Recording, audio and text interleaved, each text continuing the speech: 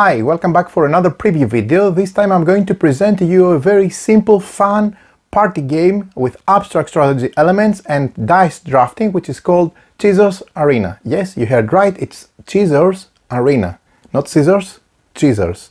We have mouse gladiators fighting each other, okay, not fighting, but contesting with each other, trying to get most points, up to 7 points, and win the game on Battlefield Arena. Where there is a stalking cat also around stealing their cheese. It's a fun game that can be played from everyone, a very simple, quick to learn, quick to teach, and easy to learn and understand and play game that plays all the way up to 6 players. It can easily be played with young ones, a mixture of old players and young players, with kids, with families, you know, with as a quick pub game or a cafeteria. You can just put it on the table. It doesn't take a lot of space, and you can have a quick, fun, abstract strategy hexagon movement game.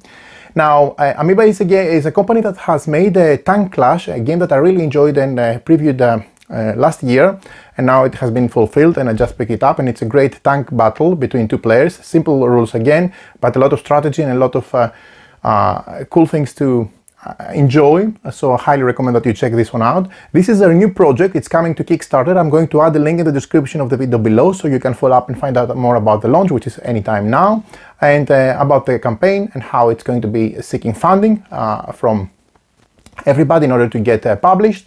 It's a very nice, beautiful, you know, cartoony type of game that I think one of their strengths that I'm going to highlight more also at the last portion of this video, after I explain the rules, is their simplicity.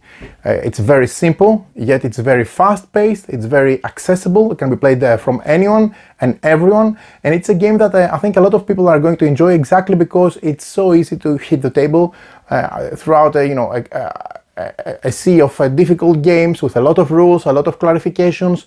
You just sometimes need something fast, simple, but fun and good looking, cute in order to play. I can see myself playing this with my kids, with my friends, again, as a small quick filler between heavier games, or as you know, a pub game. You can take it with you. It just comes in a small box, and it's very, very fun. Now, I'm going to guide you through the rules. It's extremely simple. I'm going to show you examples also, so you don't need anything other than just checking out this video to find out everything about how the game plays. And I'm going to come back at the end of this video for a final wrap-up and my first impressions from playing the game, and why I think it's a cute game to have in your collection. So join me at the table and let's see how the game plays.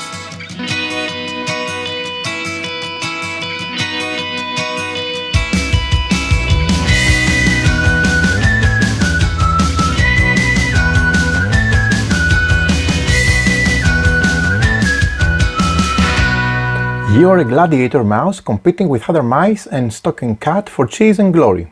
Take turns to draw from a common pool of dice, to move your mouse or the cat, or to distribute cheese over the game arena.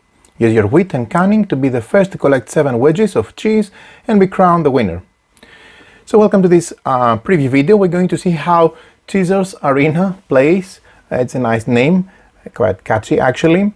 It has, as you can see, little mouse which are battling in an arena you see in front of us, and they're trying to gain 7 victory points to win the game. Let's familiarize first of all with the components of the game. First of all, we have the respective mouse meeple, one for each of the players. This game plays from 2 to 6 players. We have the red, the pink, the blue, the yellow, the orange and the green. They all have nice cute mouse meeples, as you can see. Again, this is a prototype, so everything you see in front of you is a prototype material. We also have the respective cards matching their character. Each player is going to draw 1, so again the green meeple and the green card in front of them, so you can see who is who, okay, from the card in front of each player. We also have the mouse cat. This is the meeple that you see here, nice cute cat meeple, one should say. We have the arena of the game, and then we have the dice. We have 3 types of dice. We have the cat die, which is this one. All of the die have paws on them, okay, numerical paws, 1, 2, 1, 2, 3, and 3, yeah, for the mouse. For the cat dice. The cat die is the red one, okay. We also have the move die. The move dice are green one, again similar, custom die, as you can see, with pose. And then we have the cheese die, which you see here, have different amounts of pieces of cheese, okay, and they are nice, like yellow chunks of cheese one can think of, with different wedges on them. So these are all the components of the game. We also have one marker to mark victory points. Keep in mind that each player is starting on the side of the track that they're playing with. If we're playing a 3-player game, we need to sit symmetrically so that we are opposing. The same goes if we're 4 players, etc. Here we're the full player count, okay? But if we're playing 4 people, we'll be sitting somehow like that, let's say. If we're playing 2, you would be sitting across each other. Now, let's see one more component that we have. The last one, we have this counter. So this goes on the cheese track of the player. This is for the red player, counting the number of points. Okay, so 1, 2, 3, 4, 5, 6, 7. Once you reach 7, then you win the game. Now, let's move to setup. Setup is very simple and easy in this game. Each player chooses one mouse character, takes the mouse meeple, the respective mouse card, and they place their mouse meeple on the corresponding space depending on the number of players, and they also place their marker for the victory points at the beginning of the respective colored track, matching the color of their mouse meeple. You place the cat meeple in the center of the board, okay, so they start from there, and then you place the players' meeples asymmetrically in opposing corners as I've shown you before. Diameter for 2 players, equilateral for and triangle for 3 players, a rectangle for 4 players. Then you place the cheese counters, 1 per player, at the start of each of the track next to their starting corner. Okay, next to the starting corner you have the track all the way to 7 points, and you put it at 0 points. Last but not least, you place all the 6 yellow cheese die in the indicated spots around the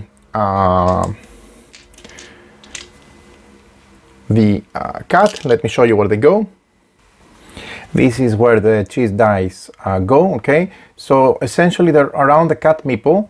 They have one inner free diameter, so each essentially, for you to understand, you can see that when we start the game, each player has at least one free space between reaching a cheese die, and the same goes for the cat, okay? And this is the setup of the game. Gameplay. For the first round, the pool of dice consists of only the red cat die, this one, and 4 dice if we're playing 2 or 4 players, or 6 die, all 6 of them, if we're playing 3 or 6 players. Okay, so let's if we're playing a 4-player game, this would be my starting pool of dice. Now that we're playing 6 or even with 3 players, this is the starting pool of dice. The player who last saw a cat starts the game. At the beginning of the round, the starting player takes all the in-game dice. This could be of the cat die for sure, move, and possibly cheese die. We don't have for the first turn any cheese die in our hand, we just have the green ones and the move die, and the red, the cat die. And then what we do is we take those die and we roll them. We would be taking any cheese die if they were off the board, okay? If they're on the board, we don't take them to roll them on this stage, okay? So, at the beginning of the round, the starting player takes all the in-game dice, rolls them, or casts them, I should say, and then you have the available pool of dice.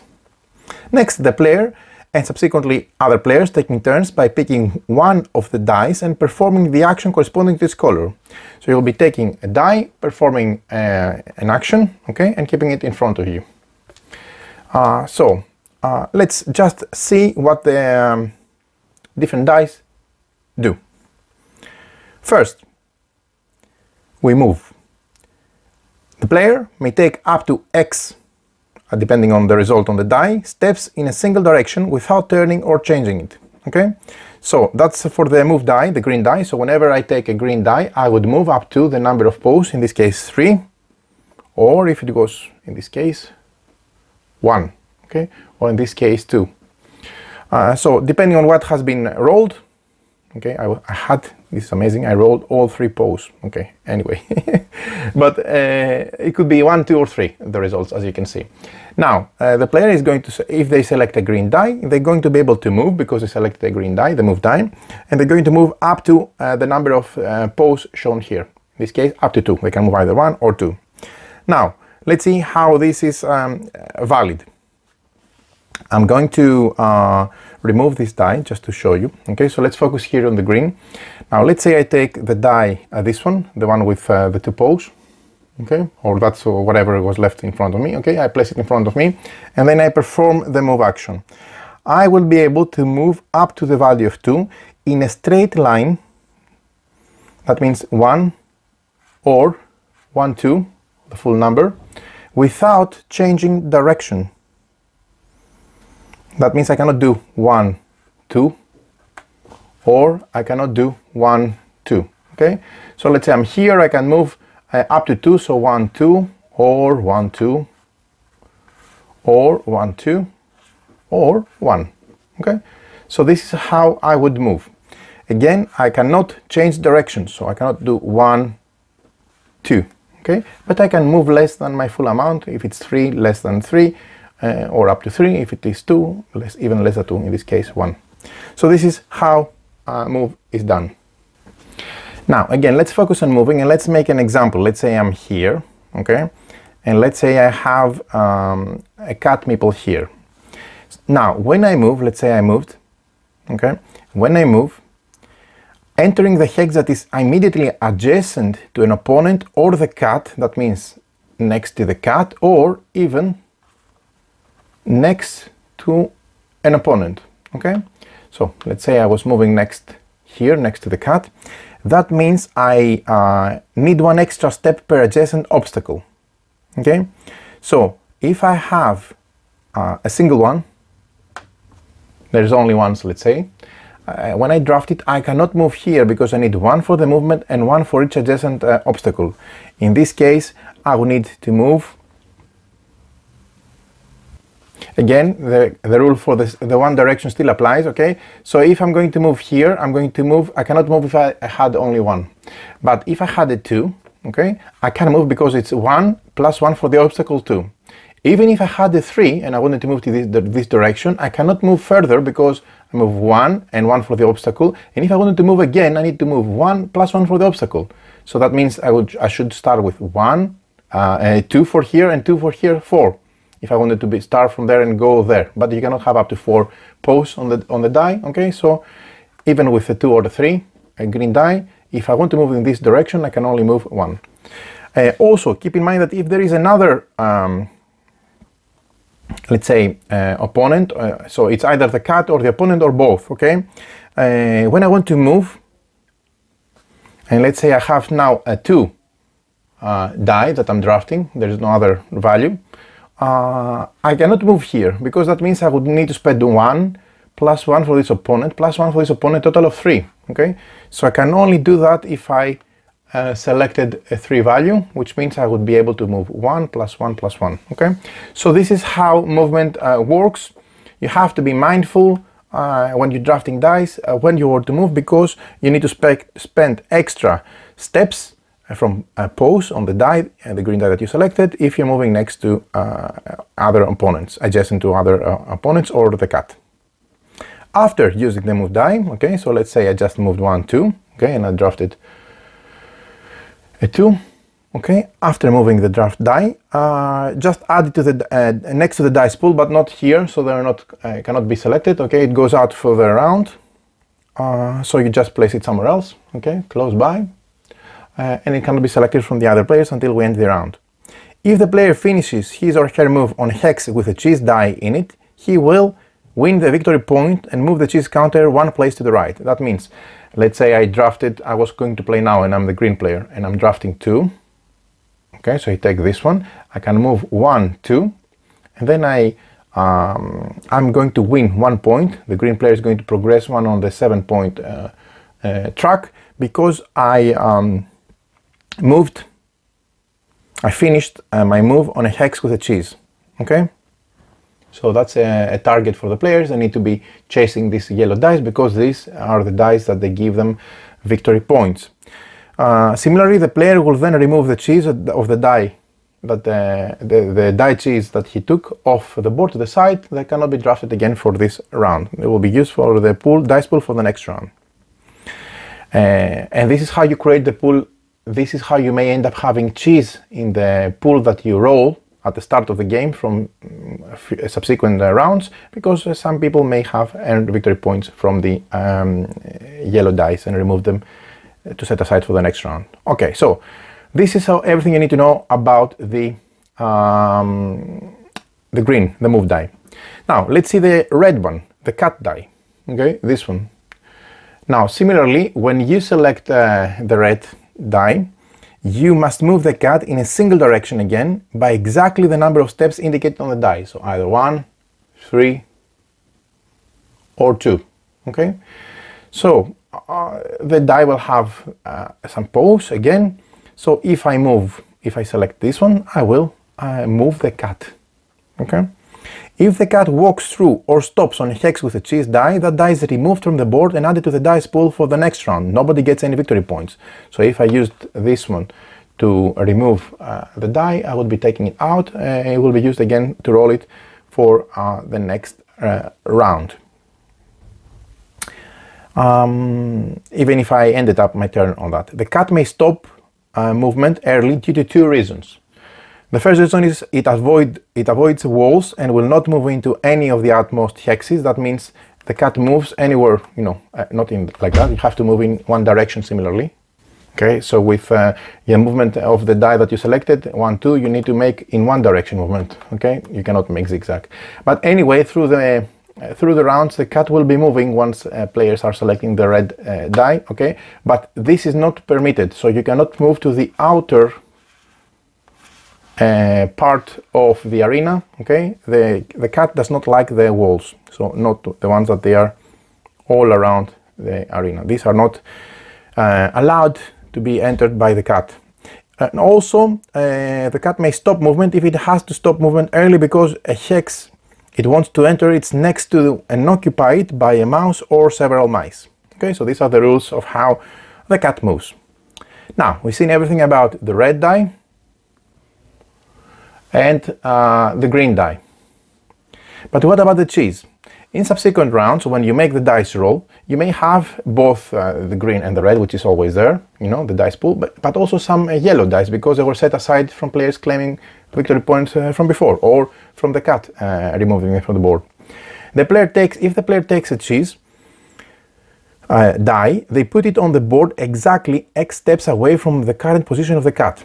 That means if I want to place this one too, that means the X is number 2 here. Okay, so if I was selecting this one, the X is number 1. Okay, so I will need to place it 1, 2, or 1, 2, or 1, 2, or 1, 2. Okay, so basically you're just placing it in a way that it will make it more favorable for you theoretically, but also other people can claim it on themselves.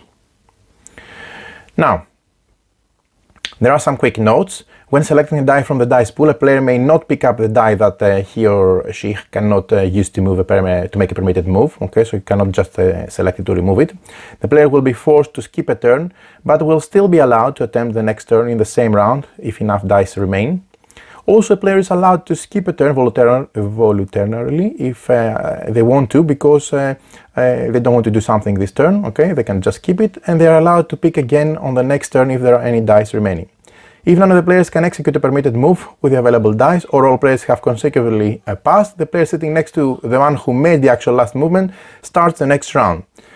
The game ends when a player is the first to reach 7 victory points by progressing their cheese tracker on the cheese track at the 7th, the last position of the track, and then they win the game. So there you have it. This is everything you need to know on how to play Caesar's Arena. A very fast, simple game that plays from 2 to 6 players with drafting and with a lot of cool ideas and nice, cute components. So there you have it. This is Caesar's Arena. I'm thinking of Caesar's Arena, but it's Caesar's Arena. And it's exactly as the title indicates. It's a fun little game that comes in a small box. It really delivers in 10, 20, 15 average minutes. A fun game, abstract game. I really like the quality of the components, even if it's a prototype. I failed to mention that it's a prototype, and everything you see, it's a prototype material. It's very good looking and has dice with custom dice, with posts and pieces of cheese. and you're moving on a gladiators arena, but you're not fighting. So it's a game that you can easily play with your kids or with younger members or younger players. No violence there or anything about fighting. It's just about contesting, let's say, in an arena. You're a gladiator mouse and you're trying to avoid the stalking cat also, who is stealing the cheese. The cool thing about the game, as you have seen, is that everybody can draft a die and either move their own pieces, their own piece, their own mouse around the table in order to grasp and catch the piece of the cheese and get one of the 7 points you want in order to win the game. Or you can forfeit that and just select one of the red die, the cat die, which will make it eat the cheese from another player, so steal them. If they're getting closer to the cheese, and if they're trying to win. The game is simple. I like the rule that you have to spend extra movement in order to move next to other pieces, whether it's your piece, whether it's an opponent's piece, a cat meeple or a mouse meeple. You have to spend extra, and the more they're around an area, more people getting closer to grab the cheese, the more difficult it becomes for getting too many meeples in this crowded area, which makes sense. The dice are nice. Dice drafting is a cool idea, very simple, very easy to teach. Simply, I would say that you take it out of the box, just place everything, in a matter of 30 seconds, start explain the game in, roughly quickly, in 2 minutes, 1 or 2 minutes, and start playing right away. So very, very fun, very accessible, very, very, I would say kids orientated, but if you want something light and a filler, it's something for everybody. So it depends on, your cup of tea. For my cup of tea, it's fine. Very beautiful looking, cute, and also has a catchy name. So Caesar's Arena? No, it's Caesar's Arena. Exactly, because we're fighting for cheese. So many thanks for watching. I have a link in the description of the video so you can follow up and find out more about the campaign. It's launching anytime now, and support it if you like this type of game. And until the next time, many thanks for watching.